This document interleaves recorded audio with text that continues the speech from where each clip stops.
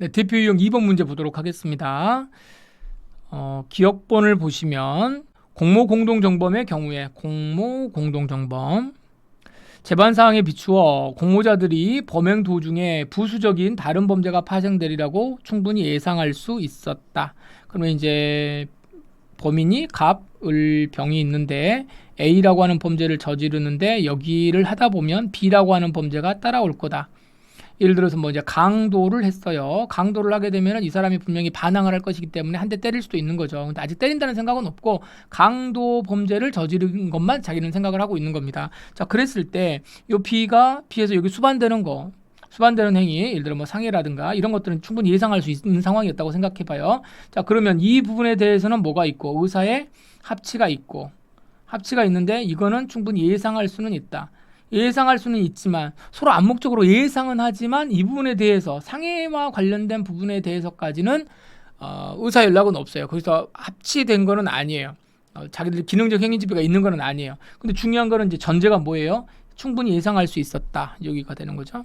충분히 예상할 수도 있었는데 이를 방지하기 위한 조치를 취하지 아니않고 그냥 그렇게 범죄를 이 기본 범죄를 했다는 거죠. A라고 하는 범죄를 기본적으로 했는데 결국에는 뭐가 돼버렸다. 발생을 해버렸다는 거죠. 그렇게 되면 그 결과에 대해서 설령 개별적인 의사연락이 없었다고 하더라도 기능적 행위지배가 인정된다. 그래서 발생한 결과에 대해서 모두 공동정범을 인정할 수 있다. 이런 판례입니다. 뭐 당연한 이야기가 되겠죠. 자, 두 번째, 공모 공동정범에서 공모관계로부터 이탈. 자, 이탈하려면 어떻게 해야 돼요? 어쨌든 간에 가장 기본적인 것은 실행에 착수하기 전에 빠져야 되는 거죠. 실행에 착수하기 전에 빠져야 되는 거고 그 중에서도 공모에 주도적으로 참여한 사람, 주도자입니다. 이 주도자는 다른 공모자한테 자기가 이제 뭐 하자 이렇게 해가지고 이제 꼬신 사람 있잖아요. 그런 사람은 다른 공모자의 실행에 영향을 미쳐야 됩니다. 그런 정도로 했다는 사람은 그 다른 범죄자의 범행을 저지하기 위해서 적극적으로 노력을 해야 되는 거고 끝까지 못하게 해야 되는 거죠.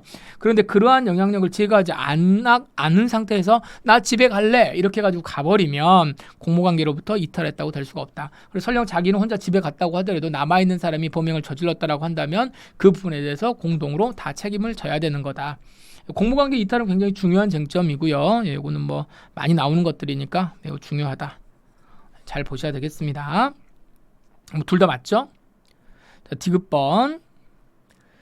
대항범은 2명 이상의 대항적 협력에 의해서 범죄가 발생을 하는 거고요. 대항자 쌍방의 불법 내용이 서로 같으므로 형법상 쌍방을 둘 다 처벌하게 되면 전부 쌍방의 법정이 같은데 아니죠.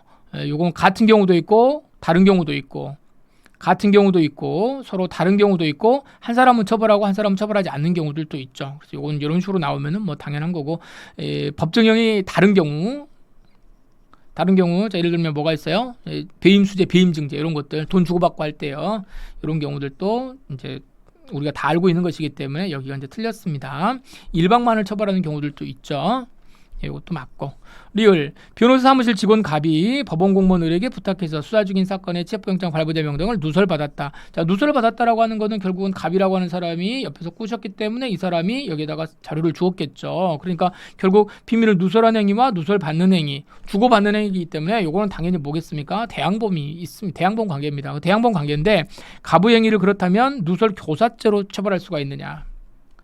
이것도 한번. 자, 이 사람은 당연히 법원 공무원은 여기죠. 공무원은 당연히 어떻습니까? 이 공무원은 당연히 처벌받겠죠. 누설했으니까. 그런데 여기는 이 갑은 뭐라고 그랬죠? 요 판례할 때 변호사 사무실에서 아마 변호사가 이 직원에게 보너스를 줬겠죠. 잘 빼왔다. 이렇게 하는 거니까 이 사람은 처벌 규정이 없습니다. 이 사람은 그냥 일반인으로서 법원 공무원한테 로비해가지고 이 자료를 받은 것뿐이에요. 물론 돈을 주면 처벌받겠지만 그런 내용이 없기 때문에 처벌 규정이 없습니다. 그래서 요즘 이 사람을 처벌할 수 없다. 이렇게 보셔야 되겠습니다. 공무상 비밀 누설 교사죄로 처벌할 수가 없다. 이렇게 보시고 네. 여기 제가 표시를 잘못했네요. 여기 틀렸으니까 여기 틀렸다고 봐야 되겠죠. 그러면은 답이 어떻게 되나요? 기억, 니은, 리을. 3번이 답이 되겠습니다. 여기 표시 잘못된 거 하나 체크하시고요. 네.